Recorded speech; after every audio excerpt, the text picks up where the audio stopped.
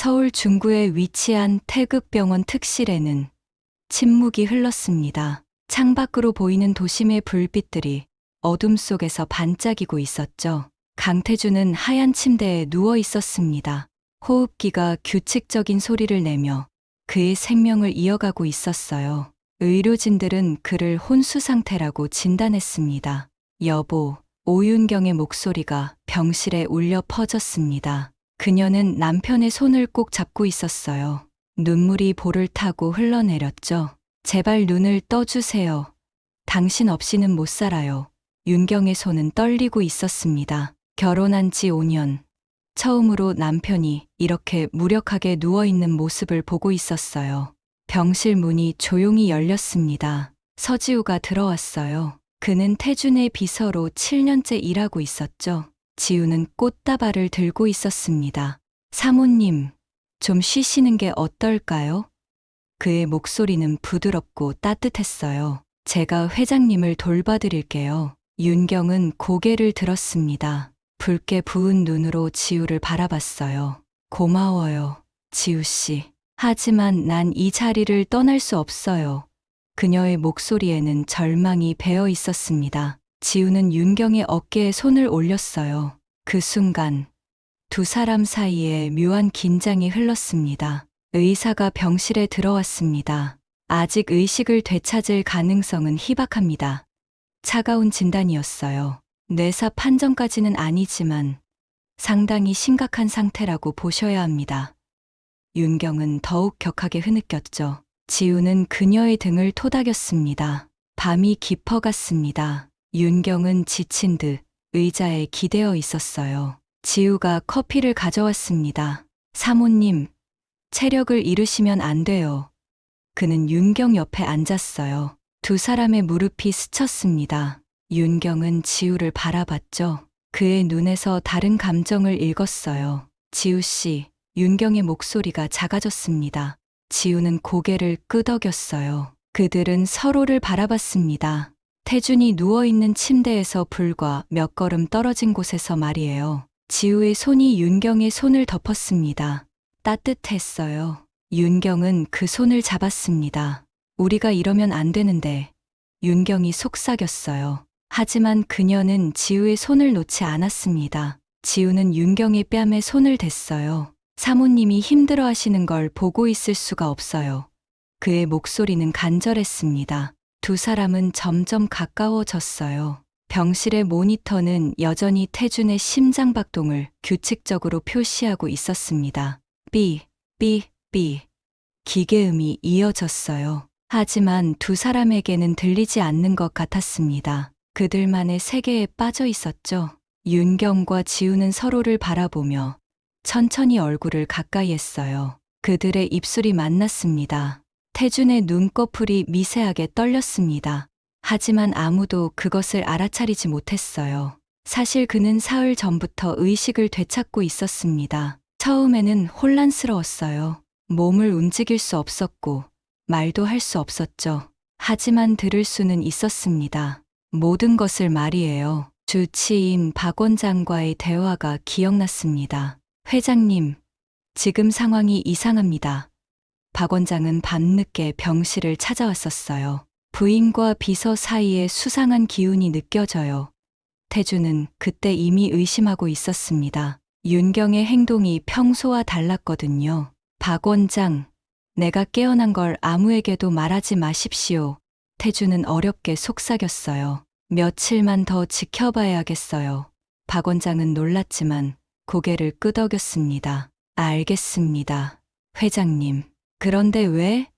태준의 눈에는 차가운 빛이 돌았어요. 확인하고 싶은 게 있어요. 그날 밤부터 태준은 모든 것을 관찰했습니다.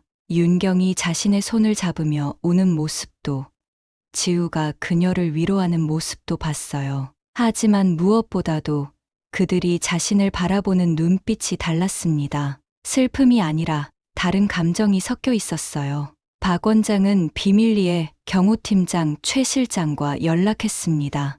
회장님 지시입니다. 병실에 몰래 카메라를 설치해 주세요. 최 실장은 당황했어요. 정말로 그런 일이 있을까요? 박 원장은 고개를 저었습니다. 확인해 봐야죠. 소형 카메라들이 병실 곳곳에 설치됐습니다. 화분 속에, 의료기기 뒤편에, 심지어 태준의 침대 머리맡에도 숨겨졌어요. 녹음 장치도 함께 설치됐습니다. 이제 태준은 자신이 없는 동안 벌어지는 모든 일을 확인할 수 있게 됐어요. 이틀째 되는 날, 드디어 결정적인 순간이 왔습니다. 윤경과 지우가 키스하는 모습을 태준은 직접 목격했어요. 분노가 치밀어 올랐지만 참았습니다. 더 큰 그림을 봐야 했거든요. 이 정도로 끝날 리가 없어. 분명 더 큰 계획이 있을 거야. 박 원장이 조용히 병실에 들어왔습니다. 회장님, 괜찮으십니까? 태준은 작게 고개를 끄덕였어요. 계속 지켜봐야 해요. 저들이 무엇을 계획하고 있는지 말이에요. 그의 목소리에는 차가운 분노가 담겨 있었습니다. 하지만 너무 위험하지 않을까요? 박 원장이 걱정했어요. 태준은 미소를 지었습니다. 그 미소는 소름 끼칠 정도로 차가웠어요. 위험한 건 저들이에요. 내가 살아있다는 걸 모르고 있으니까요. 그는 잠시 멈췄다가 덧붙였습니다. 모든 증거를 수집하세요. 하나도 놓치면 안 돼요. 태준은 눈을 감고 다시 혼수 상태인 척했습니다. 하지만 그의 마음속에서는 복수의 계획이 치밀하게 짜여지고 있었어요.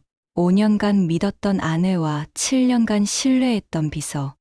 그들이 자신을 배신한 대가를 치르게 할 생각이었습니다. 병원을 나선 윤경의 얼굴에는 슬픔의 가면이 씌워져 있었습니다. 기자들이 몰려들었어요. 회장님 상태는 어떠십니까? 앞으로 회사 경영은 어떻게 하실 계획인가요?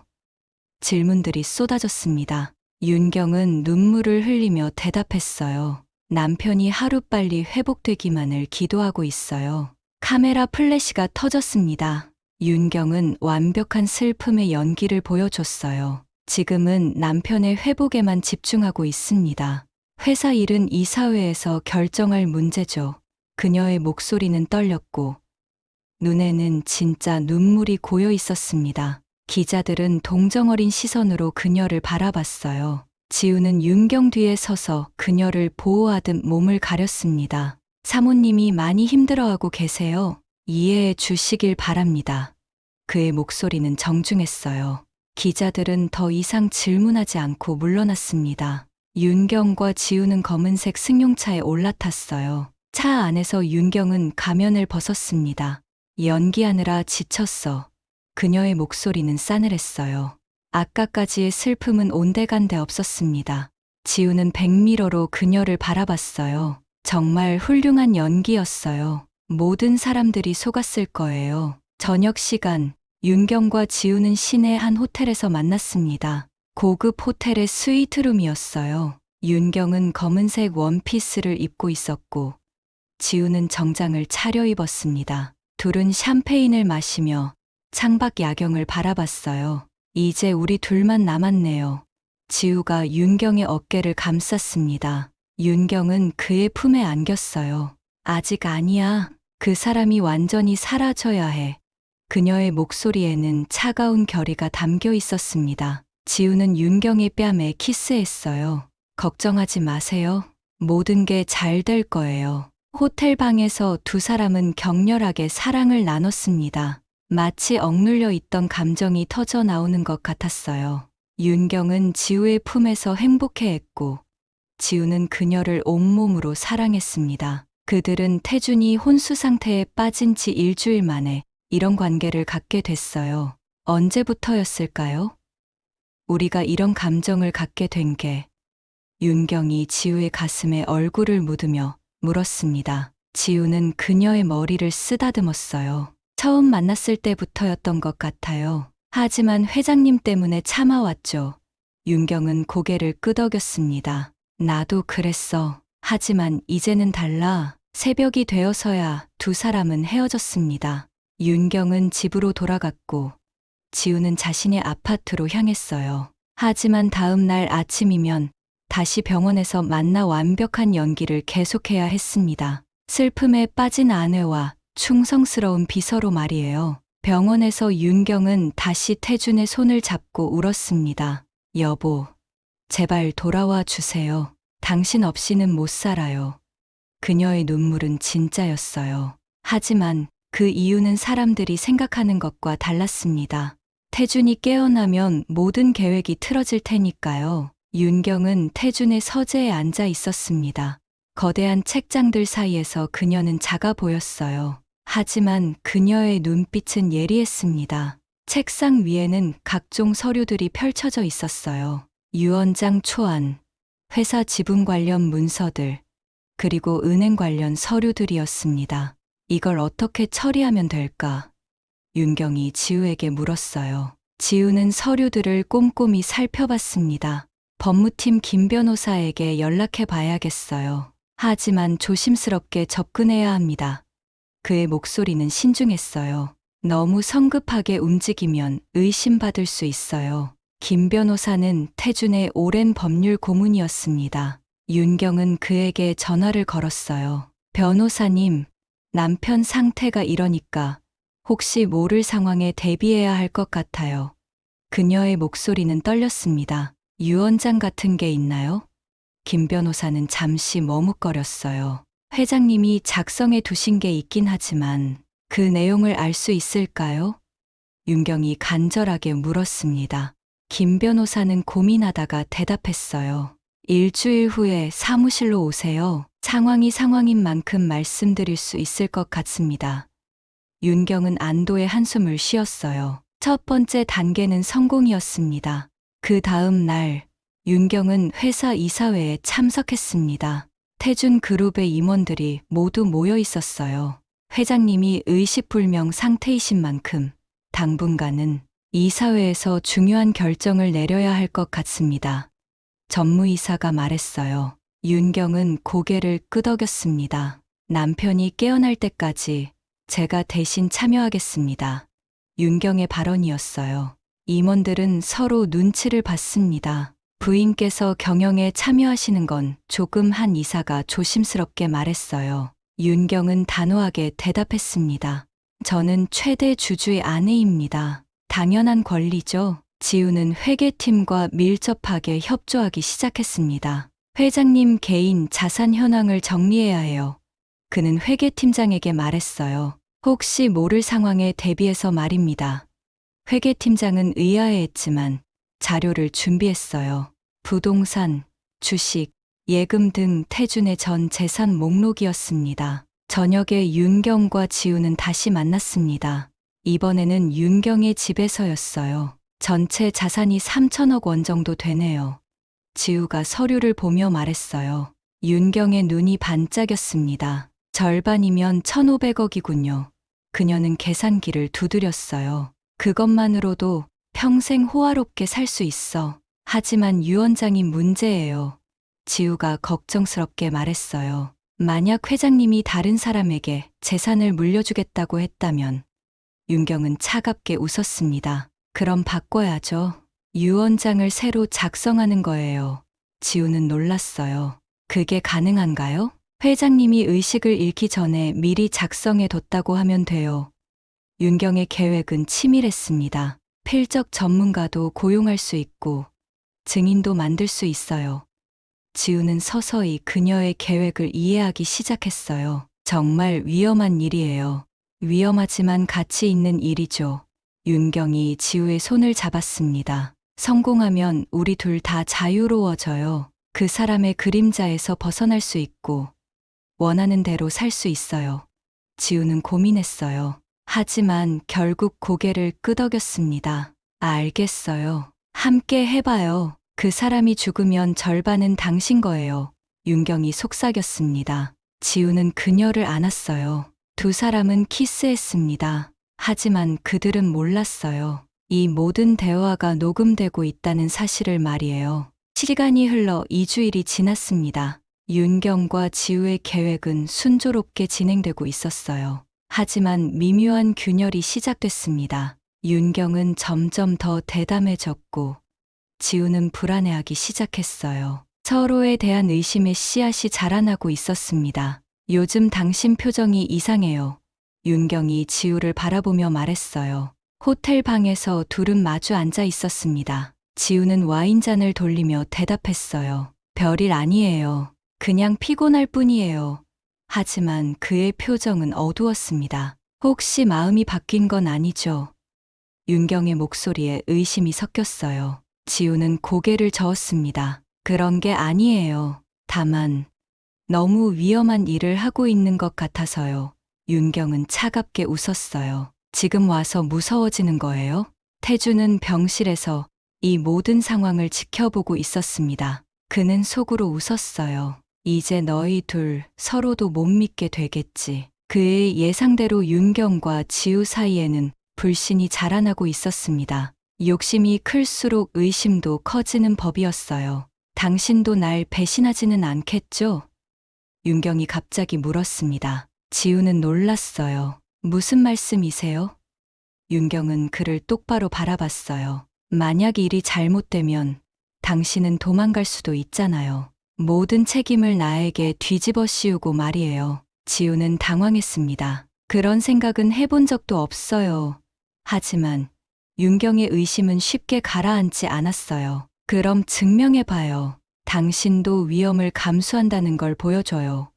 윤경의 요구였습니다. 지우는 무엇을 요구하는지 알 수 있었어요. 그날 밤, 지우는 혼자 아파트에서 고민했습니다. 윤경의 계획은 점점 더 위험해지고 있었어요. 처음에는 단순한 불륜 관계라고 생각했는데, 이제는 살인까지 얘기하고 있었습니다. 내가 너무 깊이 들어온 건 아닐까? 그는 스스로에게 물었어요. 다음 날 병원에서 지우는 태준을 바라봤습니다. 의식을 잃고 누워있는 모습이 안쓰러워 보였어요. 7년 동안 함께 일했던 상사였습니다. 나쁜 사람은 아니었어요. 오히려 직원들을 잘 챙겨주는 편이었죠. 내가 지금 무슨 짓을 하고 있는 거지? 지우는 결심했습니다. 더 이상은 안 되겠다고 생각했어요. 윤경에게 관계를 정리하자고 말하려고 했습니다. 하지만 그때 윤경이 먼저 말을 걸어왔어요. 오늘 밤 회장님 생명유지장치를 끄려고 해요. 충격적인 발언이었습니다. 무슨 소리예요? 지우가 놀라서 물었어요. 윤경은 냉정하게 대답했습니다.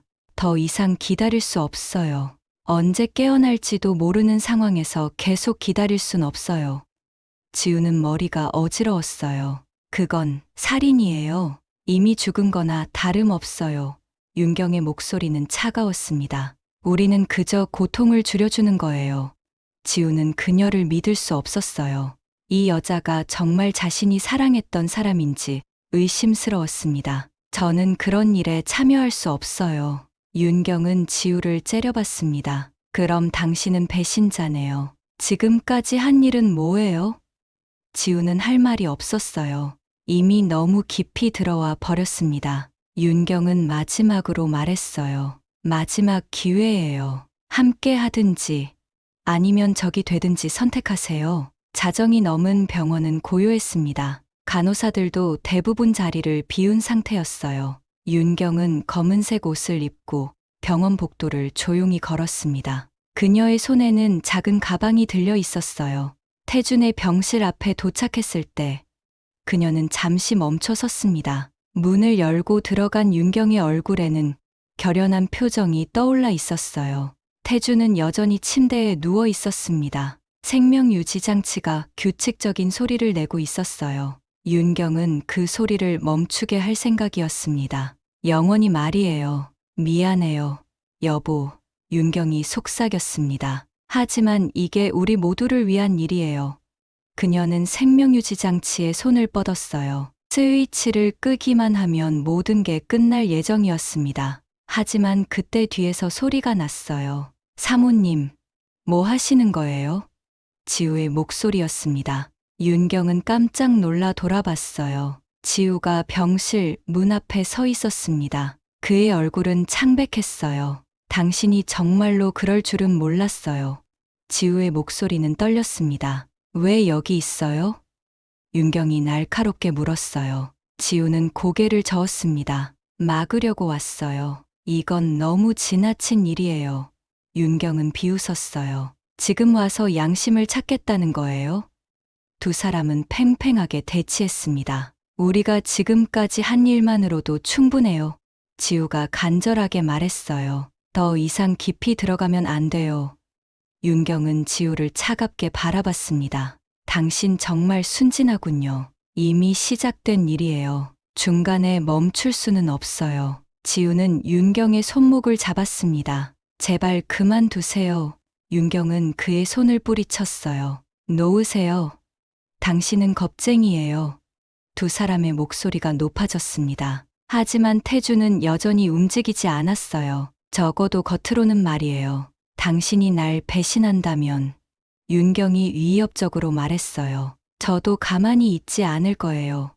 지우는 소름이 돋았습니다. 이 여자가 자신에게도 위험할 수 있다는 걸 깨달았어요. 우리 둘 다 파멸하게 될 거예요. 지우의 경고였습니다. 윤경은 다시 생명유지 장치에 손을 뻗었습니다. 하지만 그때 갑자기 알람이 울렸어요. 간호사가 급하게 달려왔습니다. 무슨 일이세요? 윤경은 당황하며 손을 거두었어요. 그냥 남편 상태를 확인하고 있었어요. 간호사는 의심스러워했지만 더 이상 묻지 않았습니다. 병실을 나온 윤경과 지우는 복도에서 격하게 다퉜습니다. 당신 때문에 실패했어요. 윤경이 화를 냈어요. 지우는 다행이라고 생각했습니다. 다시는 그런 시도하지 마세요. 하지만 윤경은 포기할 생각이 없었어요. 그날 밤 집에 돌아온 지우는 많은 생각을 했습니다. 윤경은 점점 더 위험해지고 있었어요. 자신도 언제 그녀의 타겟이 될지 모르는 상황이었습니다. 결국 지우는 결심했어요. 더 이상 방관할 수는 없다고 생각했습니다. 새벽에 지우는 병원으로 갔습니다. 태준의 침대 옆에 작은 쪽지를 남겼어요. 그녀는 당신도 저도 죽일 겁니다. 조심하세요. 쪽지에는 윤경의 계획이 간략하게 적혀 있었습니다. 지우는 마지막으로 태준을 바라봤어요. 그리고 조용히 병실을 나갔습니다. 3개월이 지난 어느 화요일 오전, 태극병원에는 놀라운 소식이 전해졌습니다. 강태준 회장이 의식을 되찾았다는 것이었어요. 의료진들도 믿을 수 없어 했습니다. 기적 같은 일입니다. 박 원장이 기자들에게 말했어요. 완전한 회복까지는 시간이 필요하지만 의식은 완전히 돌아왔습니다. 윤경은 그 소식을 듣고 병원으로 달려왔습니다. 그녀의 얼굴에는 기쁨과 공포가 동시에 떠올라 있었어요. 태준이 깨어났다는 건 기쁜 일이지만 동시에 자신의 모든 계획이 틀어진다는 뜻이었습니다. 혹시 뭔가 알고 있는 건 아닐까? 불안한 마음이 들었어요. 병실에 들어선 윤경은 태준을 마주했습니다. 그는 침대에 반쯤 일어나 앉아 있었어요. 3개월 만에 보는 남편의 의식 있는 모습이었습니다. 여보. 윤경이 달려가서 태준을 안았어요. 정말 다행이에요. 얼마나 걱정했는지 몰라요. 태준은 윤경을 바라봤습니다. 그의 눈빛은 예전과 달랐어요. 더 차갑고 날카로워 보였습니다. 고마워요. 윤경 씨. 태준의 말투도 이상했어요. 평소에는 여보라고 불렀는데 이번에는 이름을 불렀습니다. 윤경은 가슴이 철렁했어요. 병원에 있는 동안 많은 걸 생각했어요. 태준이 말했습니다. 의식이 없는 동안에도 주변 소리는 들렸거든요. 윤경의 얼굴이 창백해졌어요. 설마 뭔가 들었나? 하지만 태준은 더 이상 말하지 않았습니다. 지우도 병실에 들어왔습니다. 회장님, 정말 다행입니다. 그는 기뻐하는 척했지만 목소리가 떨렸어요. 태준은 지우를 바라봤습니다. 수고 많았어요. 지우 씨, 내가 없는 동안 회사 일은 어땠나요? 지우는 대답하기 어려웠어요. 이사회에서 잘 처리했습니다. 다음 날, 태준은 기자회견을 열었습니다. 많은 언론사에서 몰려왔어요. 기적적으로 회복된 소감이 어떠십니까? 기자가 물었습니다. 태준은 미소를 지었어요. 무엇보다 가족들과 직원들에게 감사합니다. 특히 아내와 비서가 많은 도움을 줬죠. 앞으로 회사 경영은 어떻게 하실 예정인가요? 또 다른 질문이 나왔습니다. 태준은 잠시 멈췄다가 대답했어요. 사실 제가 의식을 잃고 있는 동안 놀라운 일들을 알게 됐습니다. 기자들이 집중했어요. 윤경과 지우도 긴장했습니다. 이 자리에서 모든 걸 공개하겠습니다. 태준이 선언했어요. 그때 대형 스크린이 내려왔습니다. 영상이 재생되기 시작했어요. 윤경과 지우가 병실에서 키스하는 장면이었습니다. 기자들이 술렁였어요. 윤경은 얼굴이 새하얘졌습니다. 이것만이 아닙니다. 태준의 목소리는 차가웠어요. 다음에는 음성 파일이 재생됐습니다. 그 사람이 죽으면 절반은 당신 거예요. 윤경의 목소리였어요. 기자들이 충격에 빠졌습니다. 윤경은 자리에서 일어나려고 했지만 다리에 힘이 없었어요. 유언장 위조 관련 서류도 있습니다. 태준이 서류들을 들어 보였어요. 그리고 생명유지 장치를 끄려고 한 시도의 증거도 있죠. 윤경은 비명을 질렀습니다. 거짓말이에요. 모두 조작된 거예요. 하지만 아무도 그녀를 믿지 않았어요. 지우는 그 자리에서 무너졌습니다. 죄송합니다. 회장님, 모든 게 제 잘못입니다. 그는 울기 시작했어요. 태준은 그를 바라봤습니다. 지우 씨, 당신은 마지막에 양심을 찾았죠. 그 쪽지 덕분에 모든 준비를 할 수 있었어요. 기자회견이 끝난 후 병원은 아수라장이 됐습니다. 경찰이 도착해 윤경을 체포했어요. 살인미수와 사기, 문서위조 혐의로 체포합니다. 윤경은 수갑을 차면서도 소리쳤습니다. 당신들은 모르는 거야. 그 사람이 얼마나 냉혹한지. 하지만 아무도 듣지 않았어요. 지우는 자진해서 경찰서에 출두했습니다. 모든 걸 진술하겠습니다. 그는 조사관에게 말했어요. 제가 한 일들을 숨기지 않겠습니다. 지우의 얼굴에는 후회와 안도가 동시에 떠올라 있었어요. 더 이상 거짓말을 하며 살 필요가 없어진 것 같았습니다. 당신이 진짜로 날 믿어준 적이 있었나요? 지우가 태준에게 물었어요. 그들은 병실에서 마지막 대화를 나누고 있었습니다. 태준은 창밖을 바라보며 대답했어요. 처음에는 믿었어요. 7년 동안 함께 일했으니까요. 하지만 사람은 변하더군요. 저도 처음에는 단순한 호감이었어요. 지우가 고백했습니다. 사모님이 외로워 보였거든요. 하지만 점점 더 깊이 빠져들었어요. 욕심도 생겼고요. 태준은 고개를 끄덕였어요. 욕심이 사람을 망치는 거죠. 나도 그걸 이제야 깨달았어요. 재판이 시작됐습니다. 윤경은 끝까지 무죄를 주장했어요. 저는 남편을 사랑했어요. 모든 증거는 조작된 겁니다. 하지만 너무 많은 증거가 있었습니다. 녹음 파일, 영상, 서류들까지 모든 게 그녀의 죄를 증명했어요. 결국 윤경은 15년형을 선고받았습니다. 지우는 자수했기 때문에 형량이 줄어들었습니다. 5년형을 받았어요. 회장님께 진심으로 사과드립니다. 법정에서 지우가 마지막으로 말했어요. 제가 했던 모든 배신에 대해 책임지겠습니다. 태준은 그를 바라봤지만 아무 말도 하지 않았습니다. 한 달 후, 태준은 완전히 회복해서 회사로 돌아왔습니다. 임직원들이 모두 환영했어요. 회장님, 정말 고생 많으셨습니다. 하지만 태준의 표정은 예전과 달랐어요. 더 차갑고 경계심이 많아 보였습니다. 사람을 믿는 것이 얼마나 위험한 일인지 깨달았거든요. 비서실에는 새로운 얼굴이 앉아 있었습니다. 20대 후반의 젊은 남성이었어요. 저는 박민호라고 합니다. 그가 인사했어요. 태준은 그를 바라보며 말했습니다. 믿음이란 걸 너무 쉽게 준 대가였죠. 박민호는 무슨 뜻인지 몰랐지만 고개를 끄덕였어요. 저녁 무렵, 태준은 혼자 사무실에 남아 있었습니다. 창밖으로 보이는 도시의 불빛들이 반짝이고 있었어요. 그는 윤경과의 결혼 사진을 바라봤습니다. 한때는 행복했던 시절의 기억이었어요. 하지만 이제는 그 모든 게 거짓이었다는 걸 알고 있었습니다. 뉴스에서는 윤경의 수감 소식이 나오고 있었습니다. 재벌가 며느리, 남편 살해 시도로 실형 선고, 앵커의 목소리가 차갑게 들렸어요. 윤경은 교도소 버스에 올라타고 있었습니다. 그녀의 얼굴에는 분노와 절망이 뒤섞여 있었어요. 태준은 그 모습을 보며 쓴웃음을 지었습니다.